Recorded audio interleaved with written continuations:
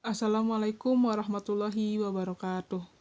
Perkenalkan, nama saya Mutiara Jihan Pirasati, NPM 1012-1067 dari kelas C5 Manajemen, Universitas Teknologi Digital. Dalam kesempatan kali ini, saya akan menjelaskan tentang membuat perencanaan SDM dan proses seleksi dengan beberapa pertanyaan yang telah ditentukan. Soal yang pertama, berapa pekerja yang dibutuhkan untuk mensortir surat sebanyak 5.000 surat jika tingkat pelayanan standar 100 surat per 4 jam? Kedua, jika Anda seorang manajer SDM pada sebuah perusahaan dan Anda harus memperkirakan bahwa karena sejumlah inovasi teknologi, perusahaan Anda harus mengurangi 25% karyawan dalam kurun waktu 3 tahun ke depan. Saat ini karyawan berjumlah 155 orang. Tindakan apa yang akan Anda ambil? Ketiga, hitung perencanaan SDM untuk menggarap sawah seluas 10 hektar are bila diketahui bahwa standar waktu untuk mencangkul sawah adalah 20 dikali 4 dikali 6 jam, yaitu 480 jam per orang. Waktu yang ditetapkan untuk menyelesaikan 20 hari. 4. Bila sebuah perusahaan membuka kantor cabang di sebuah kota yang jauh dari kantor pusat, aktivitas SDM apa saja yang harus dilakukan oleh Departemen SDM sebelum kantor cabang tersebut siap dijalankan? Kelima, buatlah rekrutmen dan seleksi untuk soal nomor pertama. Terakhir, bagaimana informasi analisis jabatan dan perencanaan SDM dapat membantu pengambilan keputusan program orientasi dan penempatan? Untuk penyelesaian nomor 1, berapa pekerja yang dibutuhkan untuk mensortir surat sebanyak 5.000 surat jika tingkat pelayanan standar 100 surat per 4 jam? Maka, diketahui 5.000 surat adalah jumlah target yang dicapai, sementara pelayanan standar per orangnya 100 surat per 4 jam. Asumsikan perencanaan kerja untuk 1 bulan dengan jumlah total 25 hari kerja dari Senin sampai Jumat. Asumsikan 1 orang bekerja selama 7 jam per hari, dari jam 8 pagi sampai 4 sore. Jika 1 orang bekerja selama 7 jam, maka dia bisa mensortir surat sejumlah 175 surat. 100 surat dikerjakan dalam 4 jam dibagi 25 surat. 5.000 surat dibagi 175 surat sama dengan 28,57. Jika dipaskan atau dibulatkan sebanyak 29 surat, maka pekerja yang dibutuhkan yaitu sebanyak 2 orang. Untuk penyelesaian nomor 2, jika Anda seorang manajer SDM pada sebuah perusahaan, dan Anda harus memperkirakan bahwa karena sejumlah inovasi teknologi, perusahaan Anda harus mengurangi 25% karyawan dalam kurun waktu 3 tahun ke depan. Saat ini karyawan berjumlah 155 orang. Tindakan apa yang akan Anda ambil? Jawabnya, karena inovasi teknologi merupakan hal yang sangat penting saat ini. Hampir seluruh perusahaan membutuhkan teknologi untuk memudahkan proses pekerjaan yang dilakukan. Ada begitu banyak keuntungan yang didapat oleh perusahaan dengan menggunakan inovasi teknologi. Namun ada juga kerugiannya, yaitu sejumlah perusahaan mengharuskan mengurangi jumlah SDM mereka tiap tahunnya, seperti kasus yang terjadi pada perusahaan di atas. Perusahaan ini mengharuskan terjadinya pengurangan SDM sebanyak 25% dalam kurun waktu 3 tahun. Jika dihitung kira-kira, selama setahun ada 5% karyawan yang harus dikurangi. Saat keadaan seperti ini, seorang manajer harus sangat berhati-hati dalam mengambil keputusan, melihat dampak baik dan buruknya dari memperhatikan performa setiap pekerja,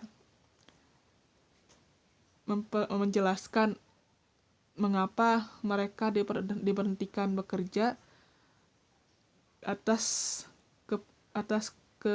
persetujuan bersama. Nomor 3, hitung perencanaan SDM untuk menggarap sawah seluas 10 hektar are bila diketahui bahwa standar waktu untuk mencangkul sawah adalah 20 dikali 4 dikali 6 jam sama dengan 480 jam per orang. Waktu yang ditetapkan untuk menyelesaikan 20 hari. Jawab, diketahui 10 hektar are adalah luas lahan sawah yang harus digarap. Sementara 20 hari adalah target hari yang harus dicapai. Sementara tingkat pelayanan standar 480 jam per orang. 480 jam itu sama dengan 20 hari. Jadi sehari itu cuma bisa berapa hektar, nggak akan tercapai 10 hektar. Maka dari itu 480 dikali 10 hektar dibagi 20 dikali 1 orang sama dengan 240 orang. Jadi jumlah orang yang dibutuhkan untuk menggarap sawah seluas 10 hektar are yaitu 240 orang. Nomor 4, bila sebuah perusahaan membuka kantor cabang di sebuah kota yang jauh dari kantor pusat, aktivitas SDM apa saja yang harus dilakukan oleh Departemen SDM sebelum kantor cabang tersebut siap dijalankan? Tentunya, untuk membuka perusahaan cabang perlu dipersiapkan dengan matang dan tidak boleh sembarangan. Karena mengelola suatu cabang usaha berbeda dengan mengelola beberapa cabang usaha. Meskipun potensi keuntungan yang akan didapatkan lebih besar, namun risiko yang ditanggung pun tidak kecil. Maka dari itu ada beberapa hal yang penting yang harus diperhatikan. Seperti mendapatkan izin tempat, karena jika tidak mendapatkan izin tempat untuk mengelola, bagaimana perusahaan cabang tersebut bisa berdiri? Memiliki tujuan yang jelas. Tentu saja jika akan mendirikan sebuah cabang, perusahaan pusat tentu sudah punya tujuan mengapa perusahaan cabang itu didirikan. Ketiga, memiliki modal yang memadai. Modal adalah faktor penting untuk mendirikan sebuah usaha. Tanpa modal, usaha tersebut tidak akan berdiri. Keempat, telah melakukan riset pasar. Melakukan riset pasar, apakah di sekitaran kantor cabang yang akan dibuat itu menguntungkan perusahaan atau malah merugikan perusahaan. SDM yang kompeten. SDM adalah faktor yang sangat penting dalam perusahaan. Tanpa adanya SDM, siapa yang akan bekerja? Namun SDM yang dipilih pun harus yang berkompeten. Jika mereka tidak benar dalam melakukan pekerjaannya, maka itu akan merugikan pada perusahaan tersebut. Nomor 5, melakukan promosi yang efektif.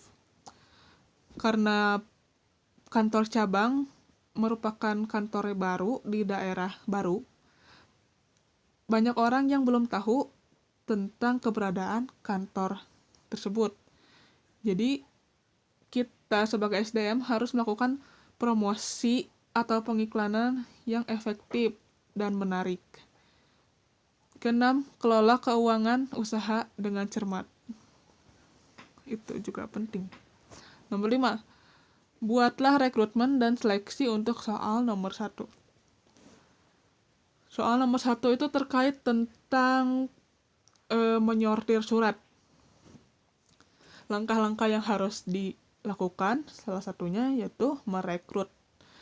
Merekrut adalah proses mencari, menemukan, mengajak, dan menetapkan sejumlah orang dari dalam maupun luar perusahaan sebagai calon tenaga kerja. Karena ini perusahaan surat diutamakan kepada orang yang bekerja keras, teliti, dan sabar. Langkah kedua adalah langkah seleksi. Tidak semua orang yang telah direkrut akan masuk dalam perusahaan surat ini. Jadi harus ada langkah seleksi untuk menyesuaikan karakteristik tertentu yang telah ditetapkan seperti batas usia dan batas pendidikan. 3. Melakukan training. Melakukan training juga bisa dilakukan dengan tes kompetisi bidang untuk menilai beberapa kompeten kandidat tersebut dalam bekerja. Terakhir, langkah development. Kegiatan yang bermaksud untuk memperbaiki dan mengembangkan sikap, perilaku, keterampilan, dan pengetahuan para karyawan. Terakhir, bagaimana informasi analisis jabatan dan perencanaan SDM dapat membantu pengambilan keputusan program orientasi dan penempatan. Dari menganalisis sebuah jabatan, akan kita dapati persyaratan apa saja yang harus dipenuhi di mana pekerjaan tersebut dilakukan dan kapabilitas personal yang disyaratkan untuk mencapai kinerja yang maksimal. Analisis jabatan ini bersama-sama dengan perencanaan SDM akan menjadi dasar program orientasi dan penempatan. Itulah kenapa informasi analisis jabatan dan perencanaan SDM dapat membantu pengambilan keputusan program orientasi dan penempatan. Mungkin sekian dari saya. Kurang lebihnya mohon dimaafkan karena saya juga masih tahap belajar. Terima kasih. Wassalamualaikum warahmatullahi wabarakatuh.